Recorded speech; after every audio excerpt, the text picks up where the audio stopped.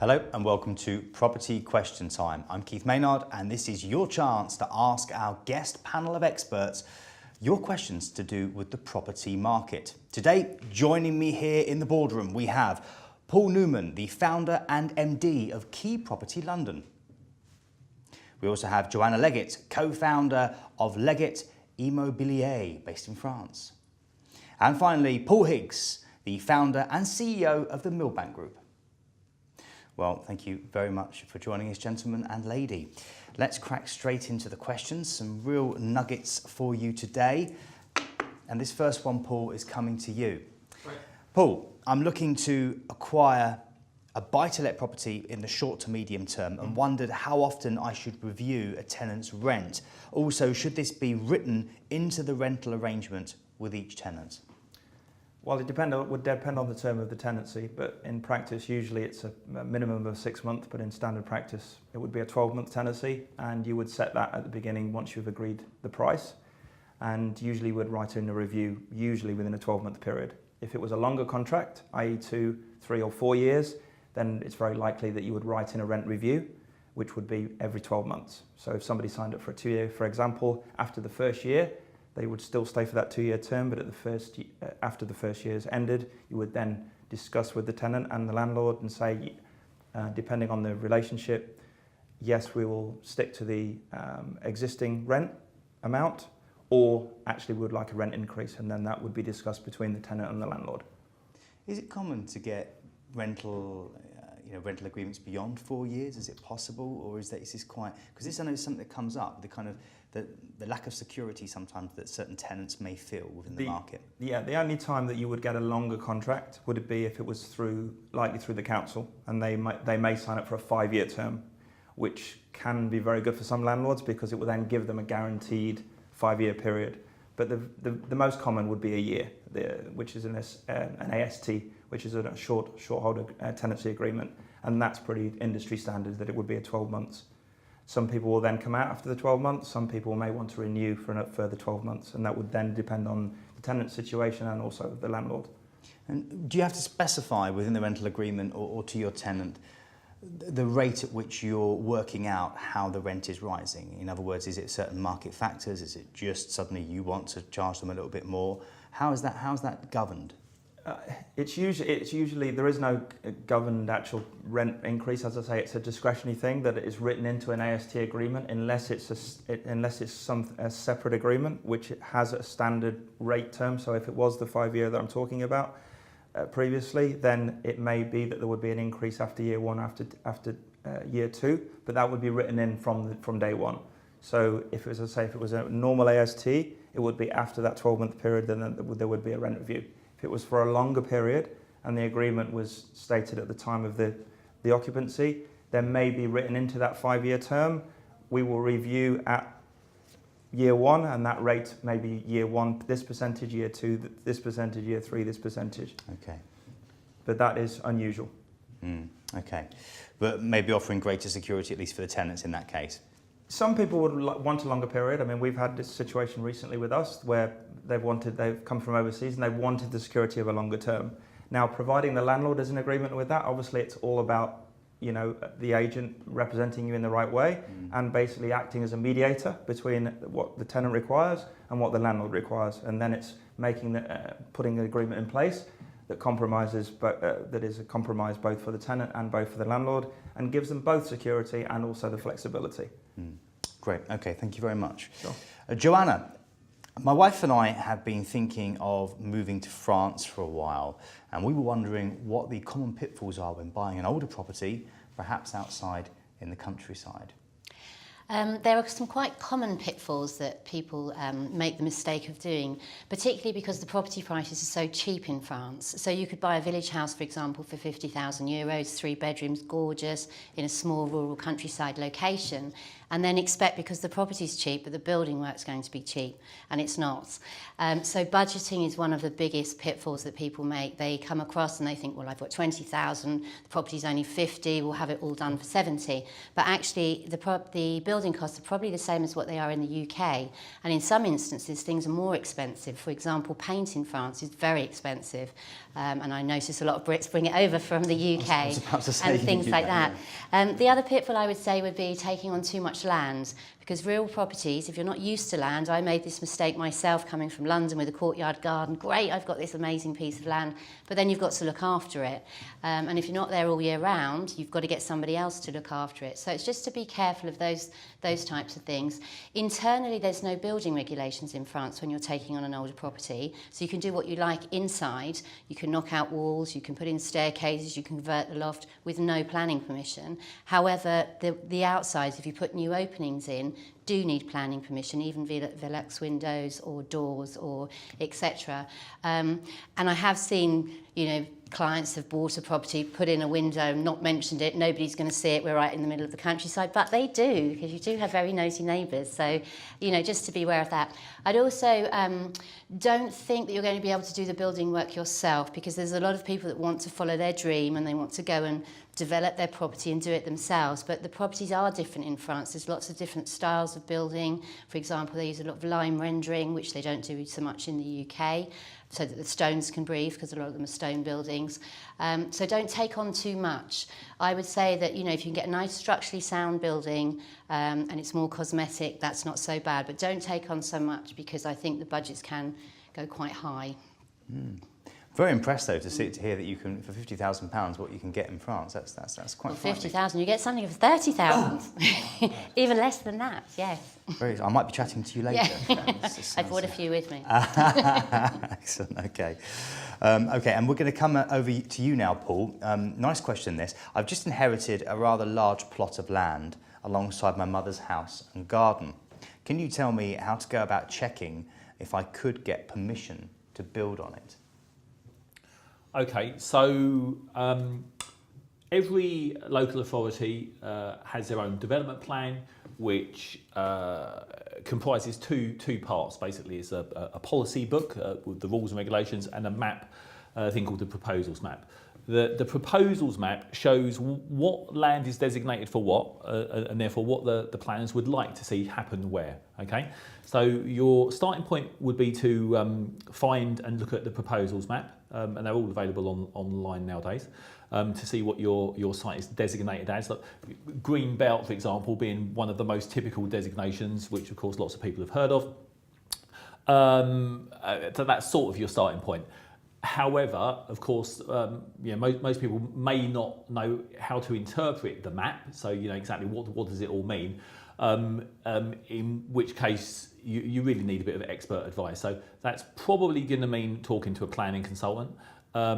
Probably not really talking to the council, because that they're not really any longer there to sort of tell you exactly what you can do. They probably shouldn't really say this, but more often they tend to think about telling you what you can't do. Okay, so it's not their job to solve your problem. So if you most councils are really busy nowadays. So if you ring them up and say, I've got this bit of land or property, what can I do? They're probably not going to tell you. And if they do tell you anything, they're probably going to give you the easy answer, which is you can't do anything. Okay, so that really means talking to a planning consultant to get a bit of initial advice. That's actually the easiest bit. Actually, is like could I potentially develop here or not? If the answer's yes, then of course the question is, well, what could I develop here in order to maximise the land value, which is of course what most people are interested in. That question's much more difficult to answer. So research and then good professional advice. Yeah. will be the simple way of answering that. Yeah. Excellent. Thank you very much, Paul. Appreciate that. Okay, golden nugget time before we go to our first break. And this is an interesting one, actually. I wanted to ask you, Paul, about researching and the importance of researching where you want to live before you move. Mm-hmm. Yeah, it's a great question. I mean, research for me is vitally important. I think when you're looking to buy or rent, is at the end of the day, you're spending a great deal of time at home. So your home's, where you go from the end of the day at work, where you want to relax, where you want to feel comfortable.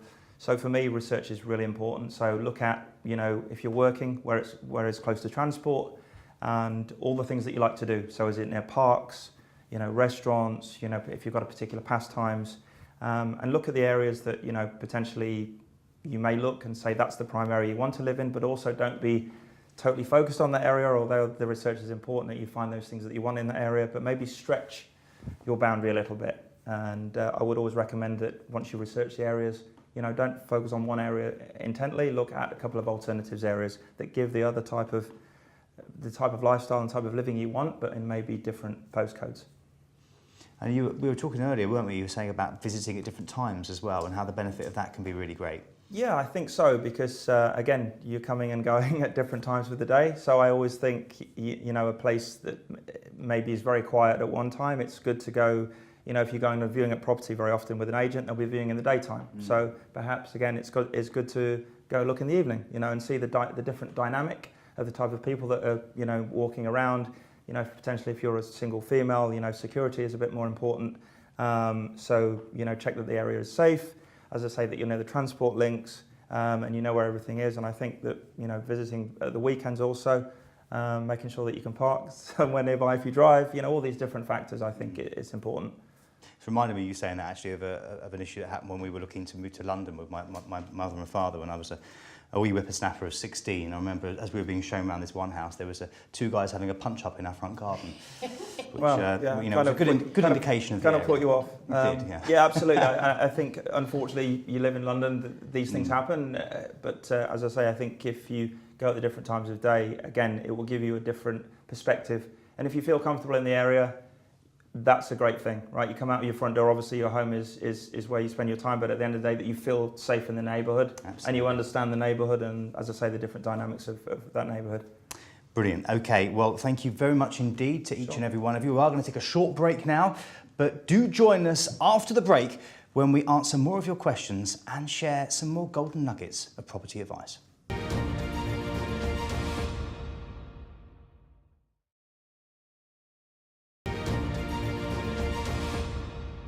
Welcome back. You are watching Property Question Time, and now it's all about French mortgages, isn't it, Joanna? Because apparently there's certain nuances with the French mortgage market which are slightly different to the UK, which we need to be aware of if we're thinking of purchasing abroad. Yes, I think a lot of clients might be scared of buying with a French mortgage because of the language barrier. But the French banks are really keen to lend to British. They all have a British department which will speak English, and they've got some amazing products that we don't have here. For example, the interest rates at the moment in France are really low, and they'll do fixed for term at those rates, which they don't do in Spain or any other European countries, as far as I know. How low are we talking here, Joanna? Well, a client recently had a 1.5% mortgage for 15 years fixed for term, and for 25 years 2%. So you don't get those sort of products, I don't think, anywhere else at the moment, and they're very keen to lend, and they're very easy to get. So don't be afraid if you want to buy that property and it's going to cost you an extra 70,000 or something like that. Then it's definitely worth looking at getting a French mortgage. Are you saying easy to get? Are we looking at the self-certified kind of mortgage that that we used to have around the UK, which of course it's not so much self-certified. They'll look at 3 bank statements. They'll look at your salary going in, and obviously your financial situation. And they're quite lenient in France, I would say. They don't tend to do as many credit checks as they do in the UK either. And how many times do they tend to lend past, on what your earnings are? Well, you can lend up to 90% loan to value in France. So that's the loan to value amount, but it's usually around 33%, I think, of your income. Excellent. Okay. Yeah, I will definitely be talking to you after the show. This is definitely, and I think these two gents either side of you will as well, because a few eyes went up at 2% for 25 years. Great. Okay. Let's move on. Let's go to our first question from our viewers at home. And Paul, I'm coming to you. How do I know what I can get planning for? Is this stipulated by the local council, or is it a national thing? Okay, so I've mentioned before that every local authority in the country has to have their own development plan, which talks about what the local authority would like to see happen where within their area. Okay, so planning decisions have to be made in accordance with the development plan. That's part of planning law. Okay, so you need to look at the local authority plan to see what that says. However, the local authority plan needs to be in accordance with the high-level central government plan, which is a thing called the National Planning Policy Framework. So the answer is actually both. So what you can and can't do needs to be in accordance with the local development plan, but the local development plan needs to be in accordance with the high-level national central government development plan. So it's effectively both is the answer. What was the rest of the question? Yeah, so it was about, how do I know what I can get planning for? So you've kind of answered that it's both a national and a local council issue. But I think the person's saying, how will I know whether I can, what I can approach them about, I suppose. Yeah. So, as I say, so the development plans, whether it be local and national, tells you the policy, but then of course, there's a whole load of interpretation in terms of what does that policy mean and what can I do and what I can't do, okay? So literally the multi-million-dollar question always for landowners is what can I do to maximise the land value, and also for developers, yeah? So when I'm looking at sites, I'm buying development sites, I know that in order to persuade the owner to sell to me or beat the competition, I need to come up with a thing that's going to maximise the land value. What that generally means is getting the most valuable, saleable space on the site, whilst doing it in the most economical way. So value engineering what you do. That doesn't mean building crap. So all of course within the constraints of planning. So it's a knowing exactly what you can do in order to maximise the land value is that's not a short answer and it's a difficult thing. And in fact, it's really the number one skill of a successful developer. Really is knowing exactly how to do all of that. Okay. Are there? You say it's a national thing, but also down to the local council. Are there certain parts of the UK where it's easier to get things through than others? Are there certain areas of the UK where the restrictions are heavier? I'm guessing maybe London is going to be more stipulations on highly populated urban centres.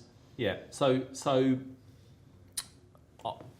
I tend to work just in London and the South East. That's where I've always worked. So they're the areas and the local authorities that I know really well. Now and then I'll get involved in things a little bit further afield, not that often.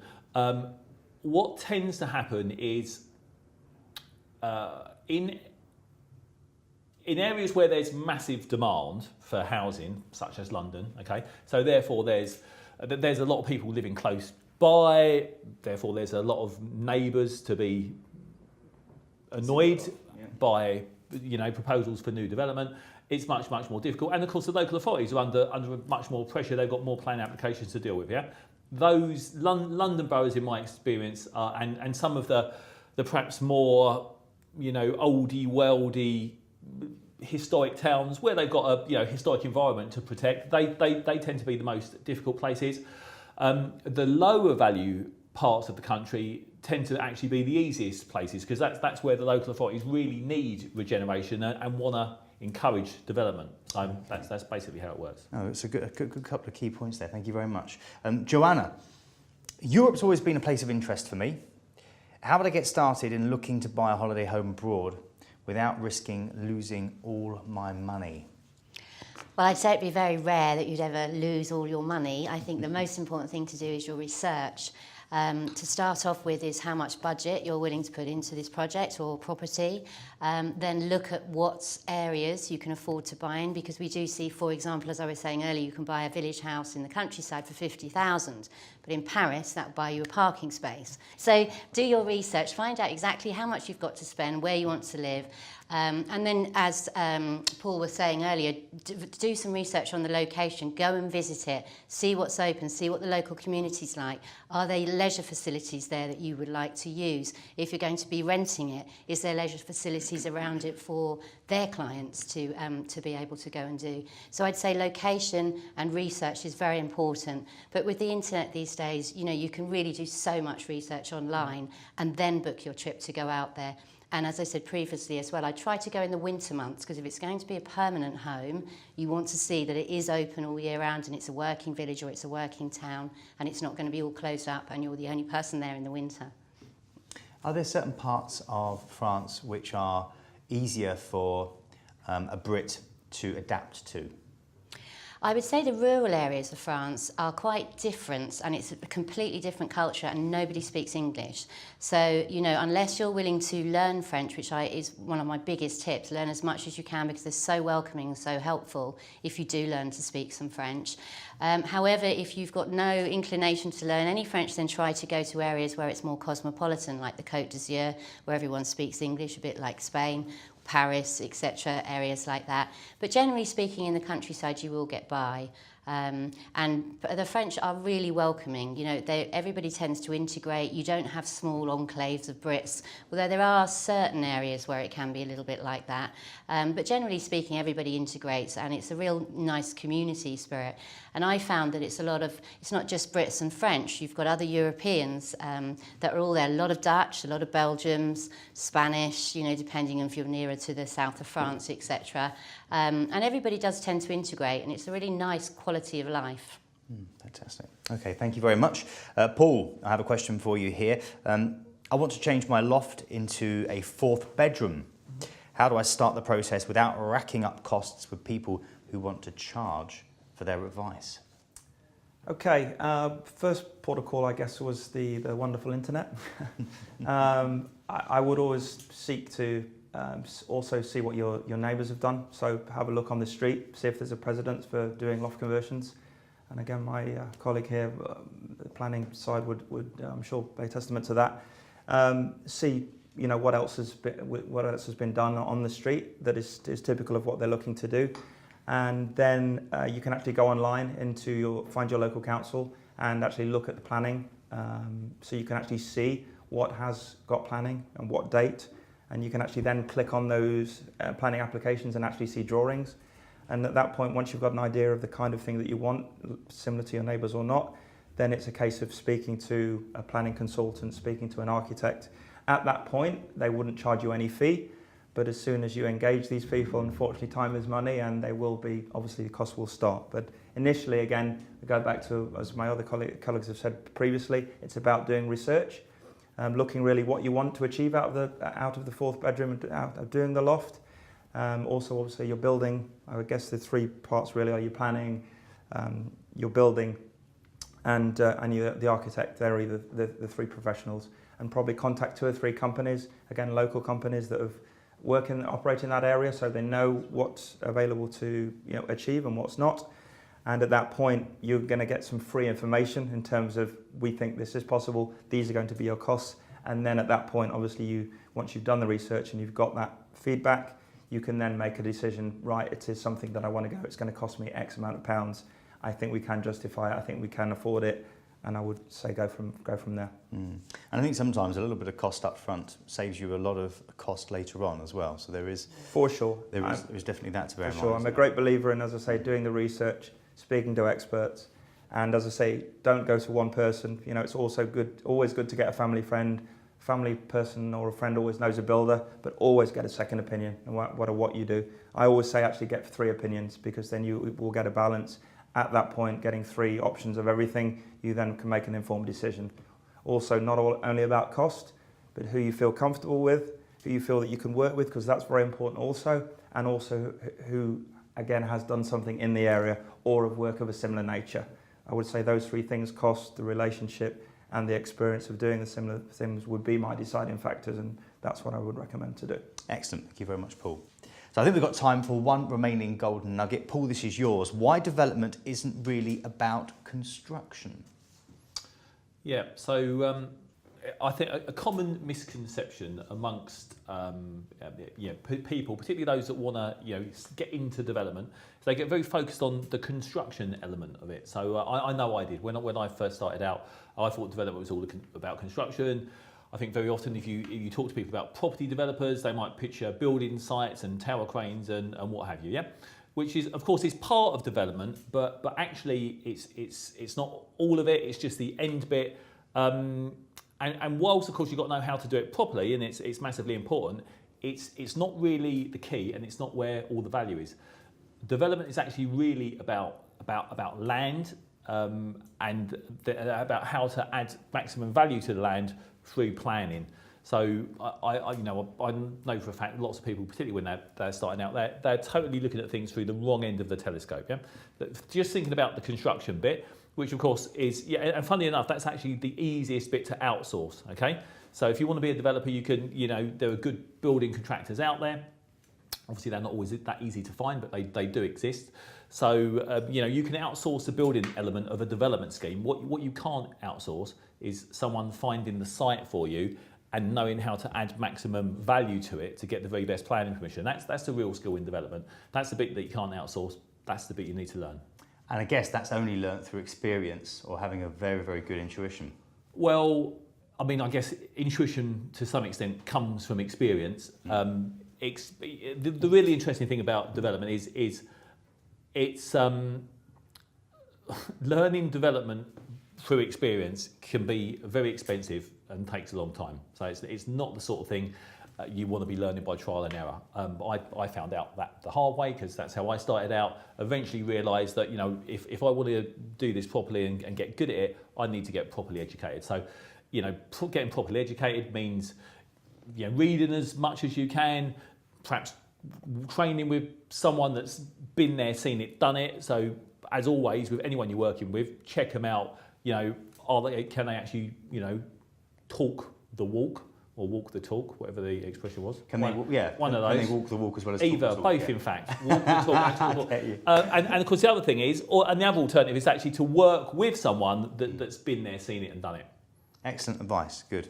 Yeah, I think particularly in an industry like that, where it's you have to pass on the knowledge, don't you? And you have to pass on that experience, and that's invaluable. It's worth mentioning that most property developers that ever existed don't exist anymore. Like, there are many, many more failed, bankrupt property developers than there are ones that are still around. That's because it's a massively high-risk business, right? Reason you can make a lot of money at it when you're good at it and you know what you're doing is because it's a risky business and you're creating a whole load of value. That's why it deserves to be a very profitable business, but it's also very risky. Great advice. Thank you very much indeed. Well, I'm afraid that's all we've got time for today, but I want to thank you for sharing your time with us, and thank you to you for sending in your questions. If you still haven't had an opportunity to ask that burning issue that you need to be resolved regards property, it's very simple. Go on the website. It's property-tv.co.uk. Follow the instructions and ask your question. Thanks very much for watching. For all of us here in the studio, we'll see you soon.